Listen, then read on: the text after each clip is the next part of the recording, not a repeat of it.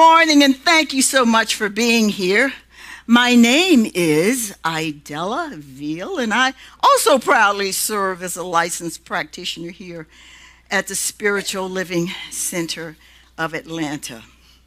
And you generally see me up here maybe being the MC or doing affirmative prayer. So it is indeed my honor to bring you the talk this morning. And it is about the power of the imagination. And we all have it. We came to this life fully equipped, preloaded with everything that we need in life. The power of imagination. Imagination is the ability to form a mental image of something that is not perceived through the five senses. It is the ability of the mind to build a mental scene, objects or events that do not exist or not present or have happened in the past. Our founder, Ernest Holmes, said that you exist so that divine fire and imagination and creativity may be expressed through you, through us. The Spirit comes to you in a new and fresh creativity. You need not ask what others have done or how they've done it. You have to be yourself and express life as you find it. Never imitate. Trust yourself. Find the self in God and God in the self. There's a pattern of perfection at the center of your being, which has never been touched by disease or misfortune. Your intellect senses this through intuition. Your imagination feels it by divine right. Your inward consciousness knows it through faith. What you're trying to do is awaken your whole being to spiritual awareness. Reminds me of our mission, our purpose, to reawaken humanity to its spiritual magnificence. So, you remember using your imagination when you were a kid? Yes. Oh, I tell you. You made a horse, you took a broomstick, put it between your legs, giddy up, you know. I see a lot of you did that one. All kinds of things. Our imagination as toddlers, babies, and up until about 7 years old, it just ran rapid. We were so creative. Our imaginary friends that we would take with us. Sometimes we were princesses, pirates, superheroes, all kinds of things like that. But I want to remind you of something. You know, we go through these changes when we become on our way to adulthood. As far as infants, newborns, we are born, as I said before, fully equipped. We are born into this world with confidence. We are born into this world worthy and deserving of God's best. We are born into this world more than enough. And you may not remember as an infant, but we were quite demanding. Anything we wanted, all we had to do was scream and holler. That was our language. They would check, is she wet? Is she hungry? Or does she want to be held? We had confidence. If we wanted all of this at 3 o'clock in the morning, we didn't have a concept of time. We didn't care. I want it here and I want it now. So get up and come see about me.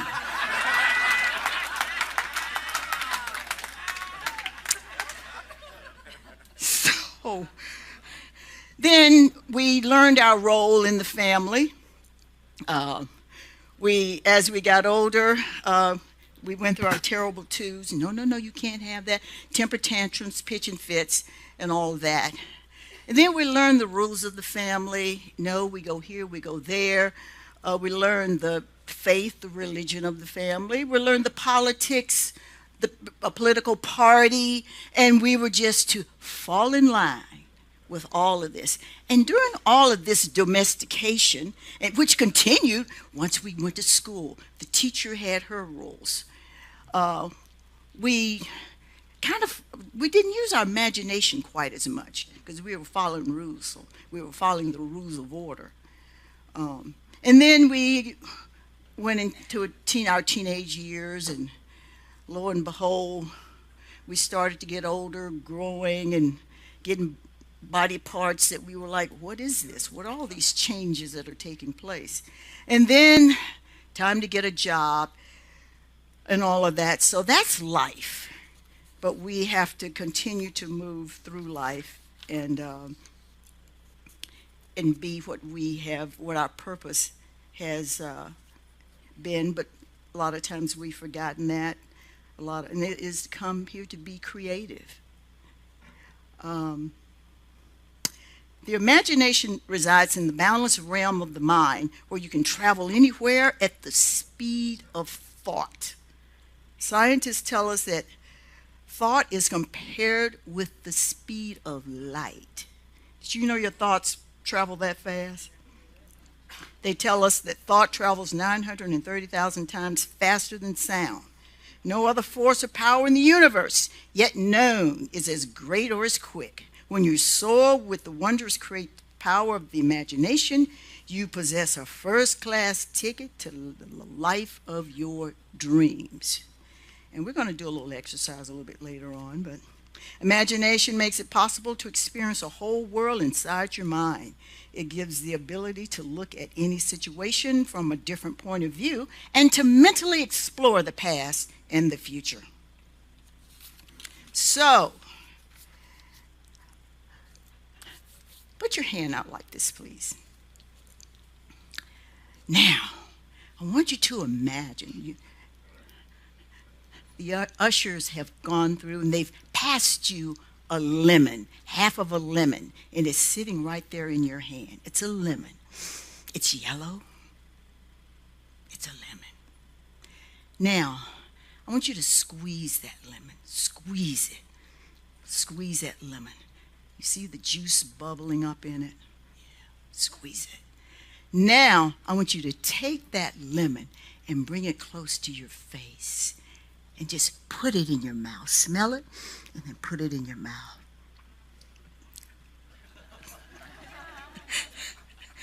Could any of you, in your imagination, taste the bitterness of that lemon? That's the power that we have. And we can use it anytime, anywhere, to create what we would like to have in our lives. We've got to imagine what we want. There's got to be a feeling, a strong feeling connected with what it is. It's seeing it in your mind's eye and also imagining it. You step into the picture, or you bring the picture into you.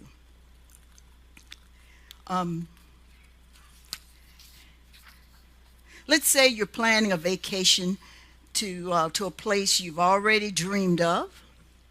It's a great idea to spend some time imagining how wonderful this vacation will be.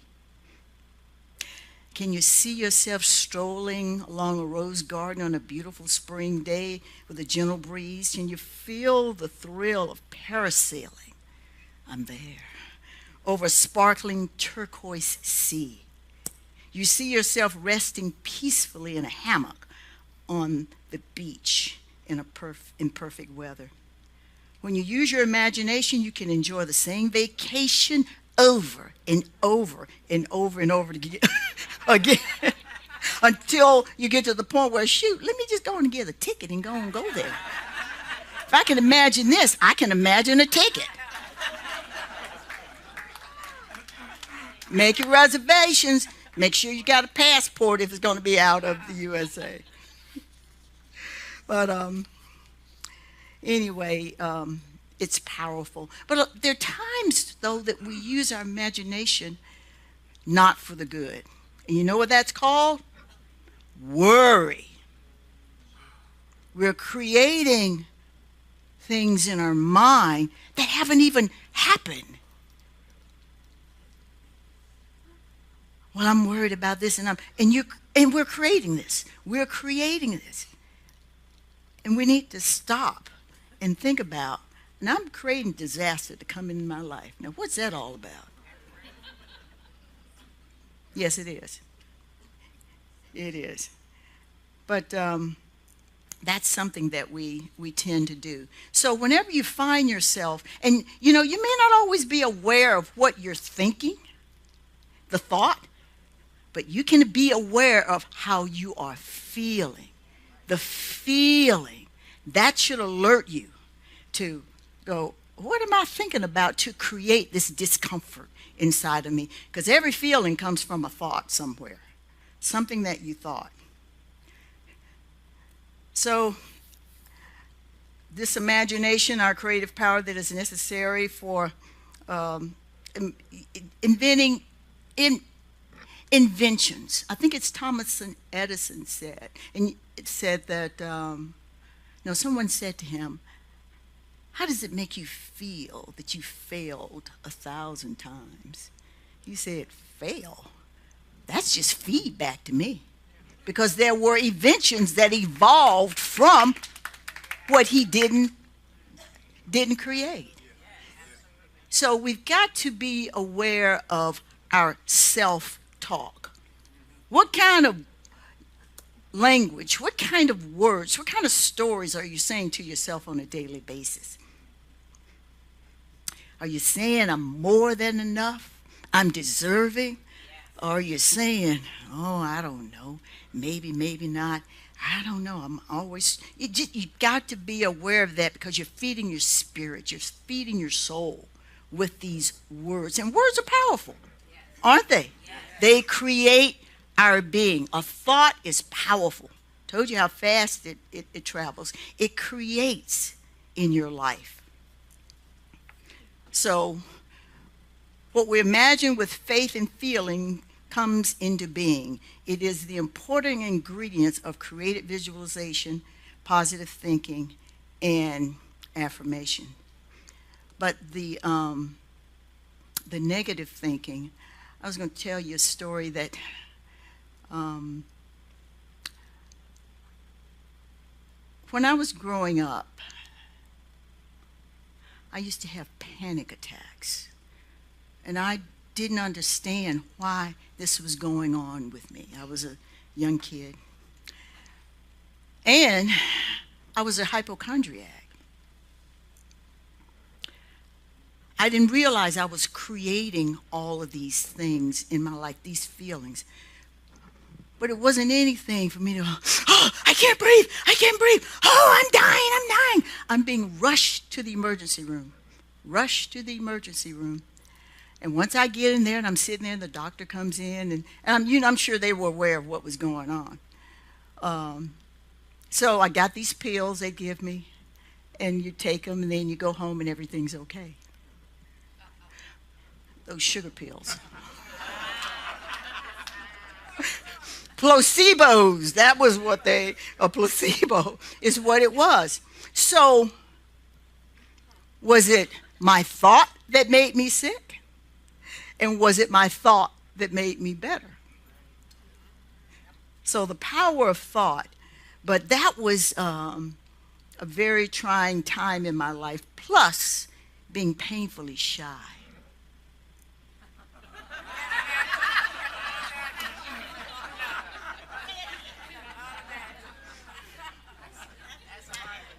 I've been doing some work, y'all.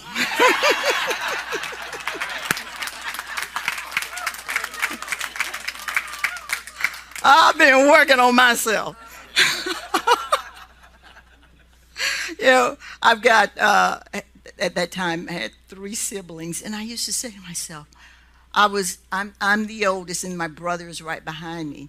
But I say to myself, why can't I talk to people? Why is it so hard for me to just walk up and talk to people and hold a conversation? It was just the hardest thing for me to do. It was like somebody was pulling me back, and I could not understand it. And they could do it. They could do that, but I could not understand to save my life. Why? This is me. You know, I was very good in school, but man, you know, sometimes you want to raise your hand. I go, no, I'm not going to put my hand up. Suppose it's wrong. You know, oh, suppose I don't get it right. Then I'll look stupid. But I graduated from Georgia State University, and I was walking through town, and Walton Bookstore. I walked by Walton Bookstore, and I looked, and there was a book calling my name. And that book was entitled, Shy, You Don't Have to Be.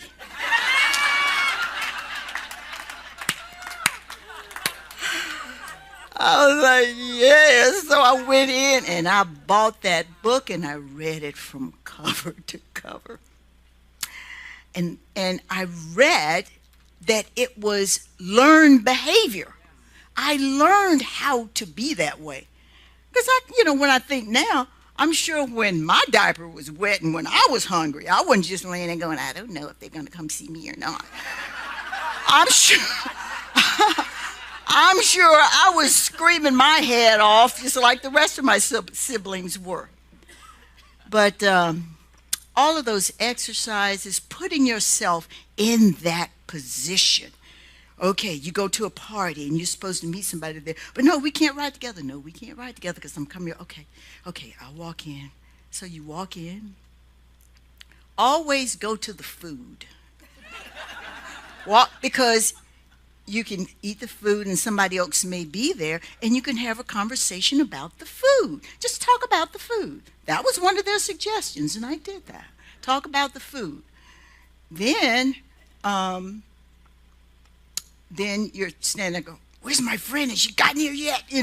But then you started to kind of feel comfortable in that the more you do it. I also learned that birth order has a lot to do with this sometimes, depending on your parents.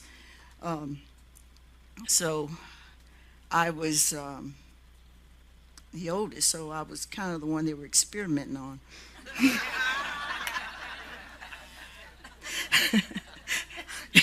No, don't go there. No, that's too far away. Stand there. Oh, no, close the door. And then, your pacifier or whatever falls on the floor. They scald it with hot water. The third and fourth one, they just do like this on their pants and stick it back, well. The parents are gaining confidence at that point. But anyway, life is fun, but it's just you've got to put yourself out there to. Any shy people in here? Nobody's shy in here. You did the talk last Sunday. Okay. So anyway, one of we've studied this man's book, Spiritual Neville Goddard. He wrote a book, wonderful book, called The Power of Imagination. And Neville Goddard said that we're gods. You're a god. I'm a god. We're all gods. We're descendants of God. We are energy beings housed in this human flesh. And the imagination is the most beautiful and potent expression of our godhood. Through imagination, all things are possible, but we must dissolve the boundaries between that which we hold to be imaginary, a world that often refers to things that are separate from that which is considered to be real, and that which we hold to be real. For the two are one and the same. And as we dissolve those boundaries, we can create and become anything that we desire. Imagination is a tool that conjures anything, images, smells, tastes. We just did that with the lemon. Anything at all. Now, I like, any guys familiar with Joe Dispenza?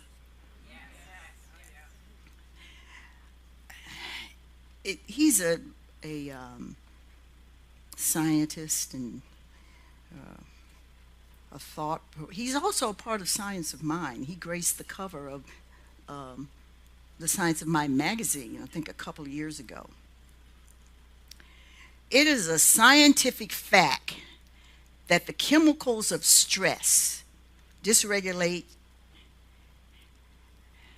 genes and creates disease. If we know that we can turn the stress response on just by thought alone, that means that our thoughts can make us sick. Well, I just gave my example of that. So the question is, can our thoughts make us well? Yes, because according to the quantum physics model, our reality, sickness and disease, is due to lowering our vibration. The lower vibrations are despair, anger, hate, guilt, shame, all of that. When we reside in those lower vibrational frequencies, that's what creates, those emotions create disease. People aren't happy. And it makes you feel bad to be in that. So when we begin to elevate our vibrational frequency, our body becomes more energy and less matter. We begin to broadcast new information, because once we move up the emotional scale into the vibrations of joy, happiness, love, appreciation, abundance. Got another? I just made myself happy by saying those. I'm serious. I could feel my inner being, my inner inner being, and you vibrate more with your Creator.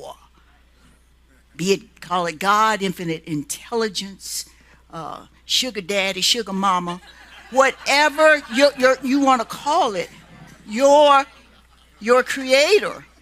I ain't talking about boyfriends now. I'm not talking about boyfriends, but whatever the name is. People have their names, Mother, Father, God. Well, we begin to broadcast new information when we change those frequencies. So I think that most people, they try to create a new personal reality as the same personality. And that doesn't work. You've got to, who am I willing to become to stay up here? Who am I willing to forgive? You better be willing to forgive everybody, plus yourself. Because in forgiveness, the only person that's hurting is yourself. Well, I'm not going to forgive this one. I'm not going to forgive that one. You're the one that's hurting. You're the one that's going to suffer. They're going on about their business. And that energy that you're harboring is going to take you out. You don't have to call them up and tell them, I'm going to forgive you. You don't have to take them out to lunch. They don't have to know. You can just do this within yourself. I forgive them. I let it go. And I forgive myself for doing this to myself. And I am free. Just like that. Just that easy. But you've got to be willing, because you can't fool your body. You can't, well, I'll kind of forgive them. What is kind of forgiveness?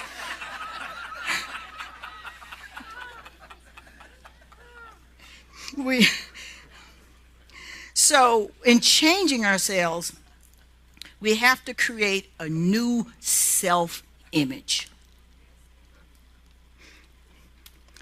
And there's also a new science called neuroplasticity and epigenetics that says we're not hardwired to a certain we're not hardwired to a certain way for the rest of our lives. And we're not doomed by our genes. That we are marvels of change. Now, this is where thought is very key. Researchers say that the average person thinks about 60,000 to 70,000 thoughts a day. But this is the key here. 90% of these thoughts are the same thoughts that you thought yesterday. Not too much change going on there. The same thought leads to the same choices. The same choices create the same behaviors. The same behaviors create the same experiences. The same experiences produce the same emotions, and the same emotions inspire the same thought, and we call this is our personality.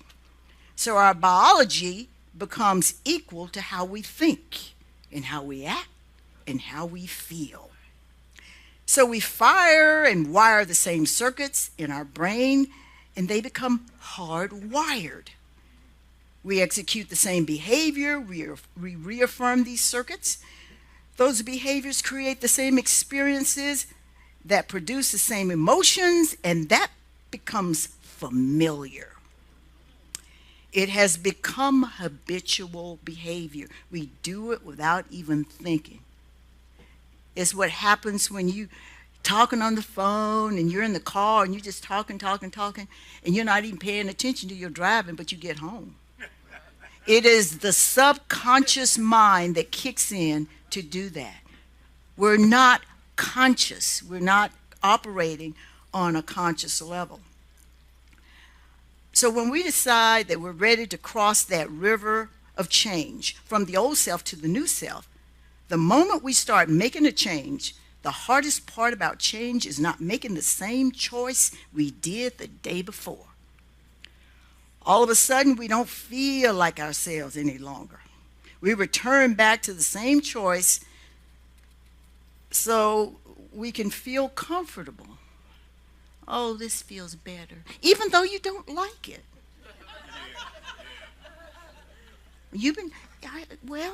I'm more comfortable here. I can predict what's going to happen. But heaven forbid we know who we are. That's who we are. Unfortunately, we usually wait for crisis, disease, trauma, or diagnosis to decide to change. The message today, right here, right now, we can choose to learn to change in the state of pain and suffering, or we can learn and change in a state of joy and inspiration. We have a choice. We are at choice. Now, back to crossing that river of change, that means that when we become conscious, that it's our body trying to be the mind, and it gives its best effort to cause us to return back to the way that we programmed it to be.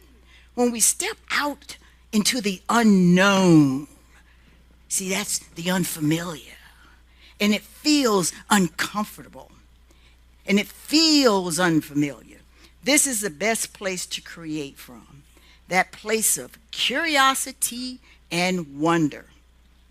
Because now, the best way to predict our future is to create it from the unknown. Imagine this is where we begin to think about who we want to be in the future. We begin to imagine what new behaviors we're going to demonstrate. We begin to fall in love with how it's going to feel ahead of the actual event. And we begin to teach our body emotionally what it feels like to live in that future. You follow me on that? Yes. And the body, as the unconscious mind, doesn't know the difference between the actual event and reality. It just says, okay. The subconscious mind obeys and says, okay. And it's the subconscious mind that runs subconscious mind runs 90% of what goes on in your life. The conscious mind just 5%. You read a book, self-help book, you put it down, you go, what was in that book? Because it didn't sink into the subconscious mind. And we'll talk about how that happens. We create by thought alone. And let's see. The body, as the unconscious mind, doesn't know the difference. Okay, we create by thought alone. And we are creating new neuronal pathways and signaling new genes in our brain when we change. Your brain is open and ready for that. It's still up and running and alive. That brain is looking for something new. No matter, we're doing the same thing over and over and over again. That's why the body took over from the brain. And the experience, now when our brain and body are physically changed and there's a physical evidence to look like the event has happened, then the event has already happened in the quantum field. Now this is where we get to relax and allow the universe to organize it in a way that feels right for us. We want to always ask what you desire. What you want to always ask, you want to always present your desire, that or something greater. Never trying to control the outcome. You surrender and release in faith and trust, knowing and allowing that all is well. Now, I've found this little reading here in Living the Science of Mind, Ernest Holmes' book, because I hear a lot of this. I'm in the fitness business. I'm a fitness coach and a life coach, and you hear this a lot. And then I have to remind people of the power of words and all of that. But I thought this was very interesting what Ernest Holmes wrote, and it's under, how old are you? And let me put this to you. How old would you be if you didn't know how old you were? You choose. So, how old are you? And when does a person get too old to enjoy life? Could it be possible that even age is something that happens to our minds rather than our bodies? And could a person be as young as 80 as he is at 18? We're told that each cell in the physical body is completely replaced every 14 months. It seems funny. It does not, that no one is ever a year and a half old physically. The body is replaced, but what happens is the mind stays the same, and it runs those same patterns through those new body parts. So it's reprogramming it the same way. We're also told that there's no reason to suppose that our mind grows old, and the mind is as young at 90 as it is at 9. The only thing is that it has added experience. Most psychologists agree that we learn less rapidly as years advance, but just as certainly and just as accurately. Some of the scientific minds today tell us that while time exists, age does not. That in reality, time is not a way of measuring years and months and days, but rather a measurement of experience in a lifeless life, in a limitless life. If it is true in a broad sense that neither the mind nor the body actually grows old, it is time for us to ask, what produces this aging process? God mind is the only mind there is, and God is eternal. The whole proposition is this: we live because God lives in us, and we are able to think because the mind of God is in us. There's only one mind, and we are part of that one mind. Our trouble is that we have thought of ourselves as separate from God, and in doing this, we have stored up burdens of care, worry in our mind. People do not grow old when they are busy with the pleasures of living, the enjoyment and the expectation, the enthusiasm and the thought of the more that is to come. Some people feel in their later years there's not enough left to look forward to. The kick is gone out of life, for no man is happy who chases mad ambition. We are happy only in creative things, and in those things where we share the joys of living with others, we must keep our interest in life. Keep our interest in life so active that there be an element of wonder and surprise in the simple, everyday things. Life is activity, and when we stop being active,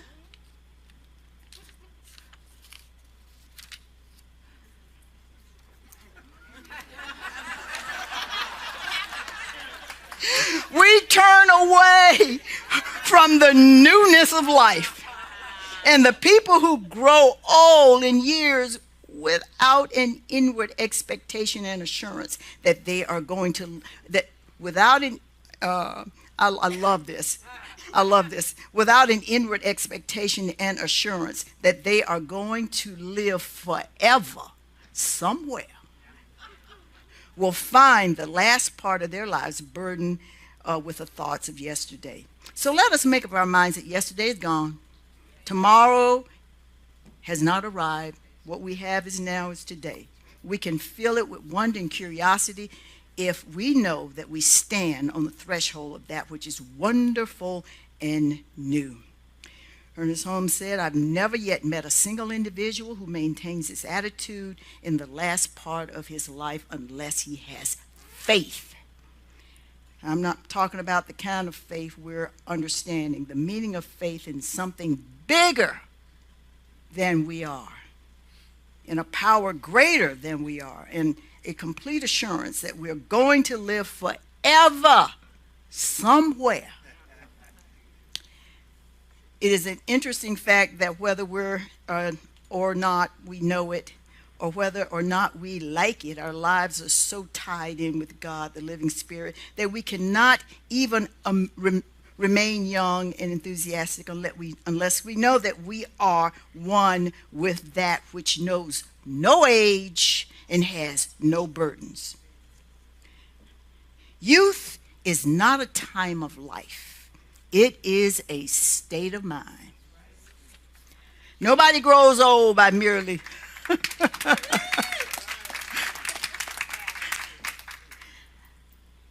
think I'll read that again. Youth is not a time of life. It is a state of mind. Nobody grows old by merely living a number of years. People grow old only by deserting their ideals. Years wrinkle the skin, but to give up enthusiasm and a great attitude, that is what wrinkles the soul. Worry, doubt, self-distrust, fear, and despair, these are the long, long years that bow the heads and turns the spirit back to the dust. Whether 80 or 18, there should be in every person the love of wonder and curiosity, the sweet amazement at the stars and the star-like things and thoughts, the undaunted challenge of events, the unfailing childlike appetite for what's next,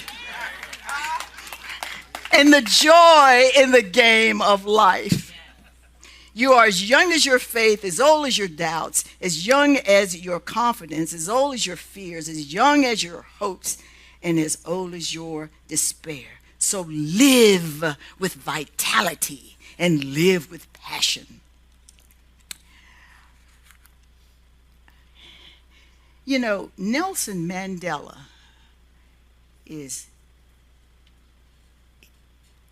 he's of course deceased now, but a man to marvel with what he went through.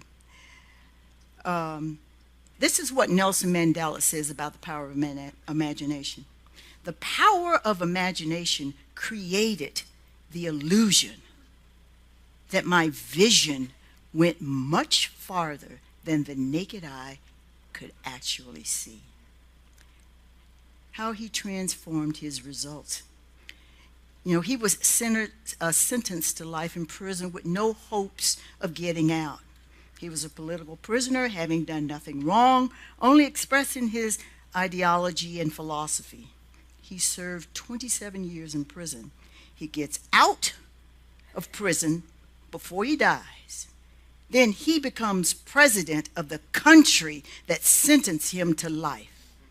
Now, who does that on our planet? The first 10 years of the 27 years he served, his emotions were he hated. He was angry. He said to himself every day, I'm never going to get out of here. I'm never going to get out of here. I'm never going to get out of here, that my life is over.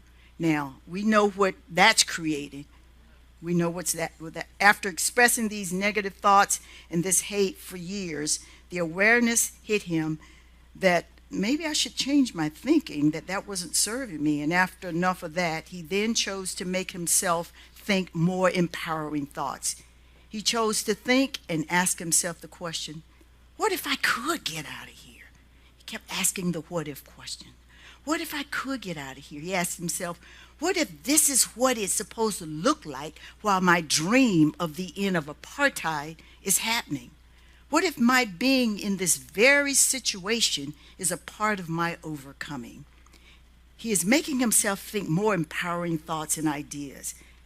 Now he's stepping out of his environment and into his culture, in his mind.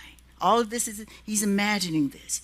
So he was willing to make a difference. He started to think, what could I do to get out of here, to imagine more, so he imagined more creative thoughts. So he got the idea to start writing letters to the United States. So every week he would write letters and more letters and on apartheid. And finally he started to gain a lot of political attention. Then he was standing out in front of his cell and he thought, who's going to lead this country? He's still in prison. The next thought is, I wonder, what if I could lead this country? Another what if. Now here's the key point. He asked himself, what would I have to change about myself to be a leader of this nation? Who would I have to become to lead this nation? He has put himself in his mind using his imagination and feeling. This is where he's knowing and realizing he has to forgive, leave the bitterness behind, the hatred and betrayal, the anger behind, the judgment, holding grudges and prejudices. So 27 years in prison, he took his survival emotions and turned them into gold. He's building his confidence, which is everything to do with what he's saying and how he talks about himself, his self-talk. Because we listen to our self-talk.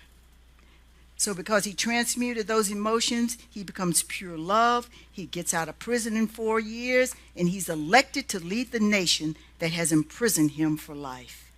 He realized his new self-emotions, that those old attitudes, habits, and behaviors were not serving him. So we can think about what we can think about when we're thinking. So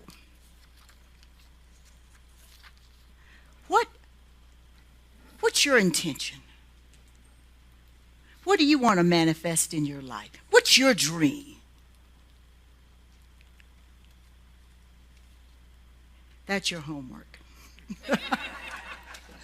But actually feel what it is that you want in your life. Number one, own your greatness. Remember the story about the babies. You came into this life, and forgive yourself if you forgot how great you were. I'm going to close with this little short biography. This is really cool. I walk down the street. There's a deep hole in the sidewalk. I fall in. I'm lost. I'm helpless. It isn't my fault. It takes me forever to find a way out. That's chapter 1. Now, chapter 2, I walk down the same street. There's a deep hole in the sidewalk. I pretend I don't see it. I fall in again. I can't believe I'm in the same place. But it isn't my fault. It still takes a long time to get out. Chapter 3, I walk down the same street. There's a deep hole in the sidewalk. I see it is there. I still fall in. It's a habit. My eyes are open. I know where I am. It's my fault, and I get out immediately. I walk down the street, same street. There's a deep hole in the sidewalk. I walk around it. Chapter 5, I walk down a different street.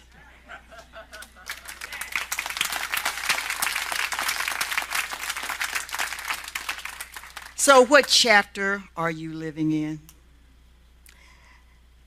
Remember that there are only 2 days in the year, 2 days in the year that nothing can be done. One is yesterday, the other is called tomorrow. Today is the right day to love, to believe, to create, to do, and to live. Thank you very much, and so it is.